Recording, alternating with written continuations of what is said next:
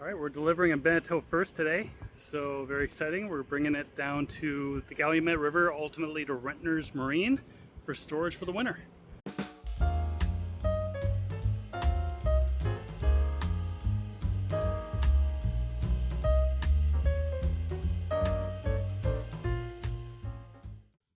The sailboat we were delivering is a Beneteau First 305, and the owners gave me permission to provide you with a boat tour. The captain, Stephen, is a longtime sailor and professional handyman. He fashioned this cradle for the mast and furling forestay himself ahead of this delivery. The sailboat's beam is 10.5 feet, which seems ample for this 30-foot vessel. The displacement is 8,200 pounds. The sailboat carries a draft of slightly over 5.5 feet with a fin keel and spade rudder. This makes this vessel very easy to maneuver. She's got a 2-blade prop and a sugar scoop transom. The vessel is designed to be light and fast and might be a little less comfortable in a heavier sea state. The hull shape of this vessel reminds me a bit of a CNC design, and the low metal tow rails with conveniently spaced holes for tie downs, lash points, or hardware attachment is yet another nod to a CNC sailboat design innovation. The widest part of the hull seems to be slightly abaft of midships, and the taper forward is sharp to the tip, like the cut of a diamond. She has some headroom down below and room for the comforts one would expect for a coastal cruiser type sailboat, sporting an aft berth, a galley, a nav desk, a head, a settee area, and a forward V-berth. She has plenty of light and hatches for ventilation.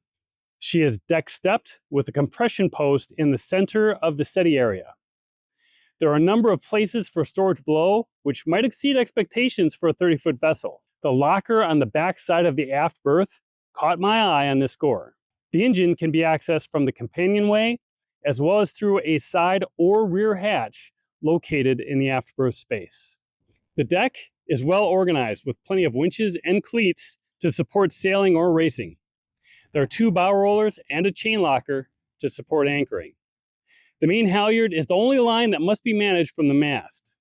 The mast step looks solid with organized electrical connections. The fiberglass looks great.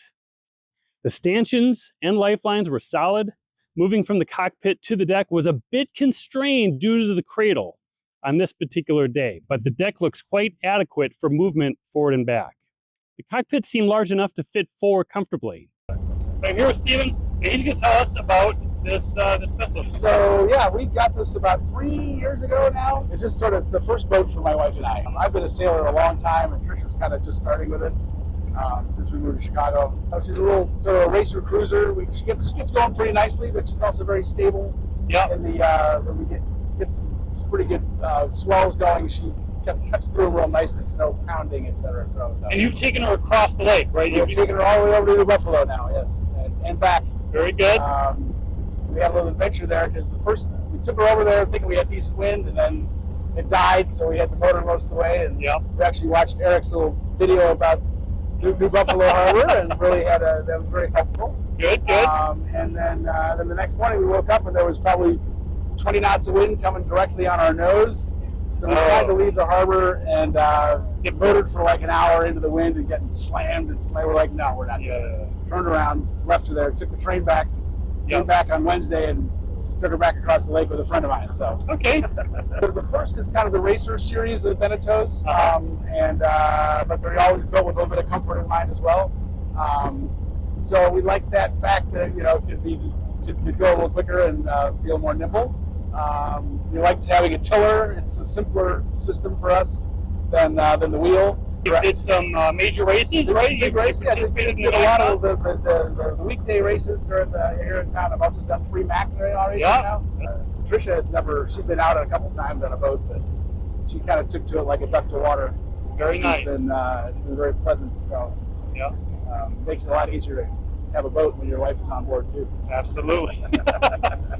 And so as far as the boat itself, it's super easy I see all the lines come to the cockpit.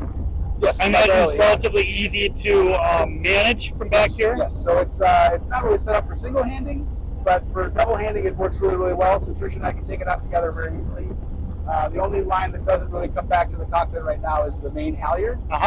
So it's on the mast. I would like to change that so that it comes back. Yep. Boat projects. We have clutches. We've got to hook up I bought a sharp plotter, but I've mounted it, but I haven't actually hooked it all up yet. Yep. What else? I want to replace all the halyards, and a lot of the wiring is getting really old on the mast.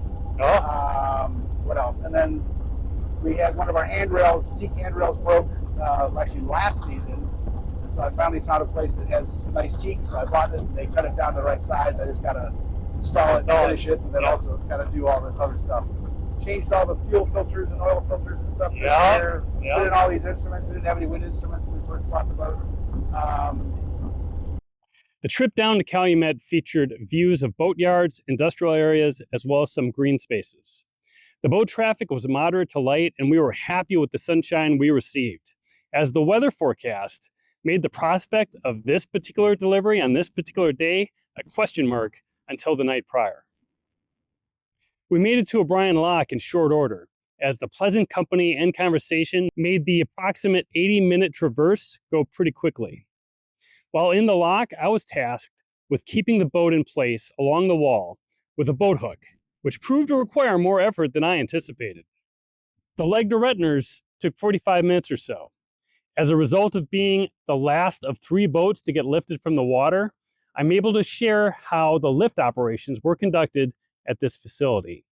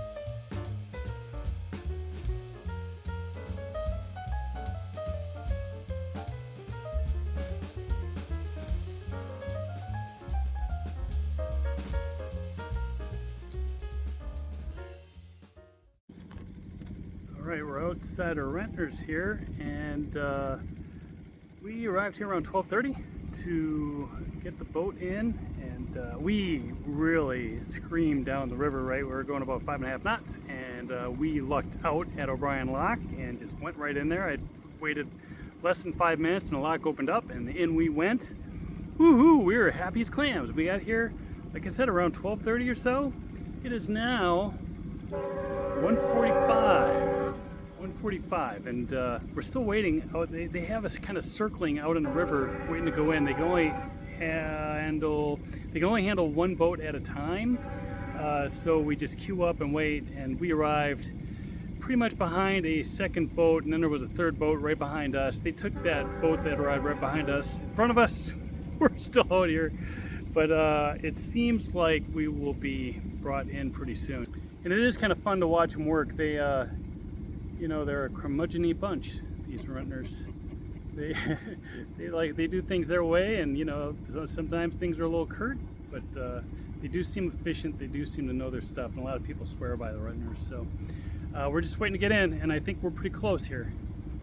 Note that the depth on the vertical docks was a bit shallow for our draft, so any boat with 5.5 feet were required to get pulled in the one spot along the horizontal docks. I also want to provide a comment about the Retner's experience. This is a small and family-owned location with a personal touch. The staff interaction with customers might come off as lacking politeness. The staff might seem a bit gruff or lacking sensitivity, but get to know them a bit, and you might see that the gruffness or abruptness comes from a playful place, and they are indeed attempting to be humorous with the people they are servicing. The more time one observes the staff in action, the more this becomes clear. I want to thank my subscribers for your support. I really appreciate you. If you've stayed until the end of this video, I'd really appreciate it if you would press that like button. That really helps the channel grow. This is Sailor Eric. Thanks for watching.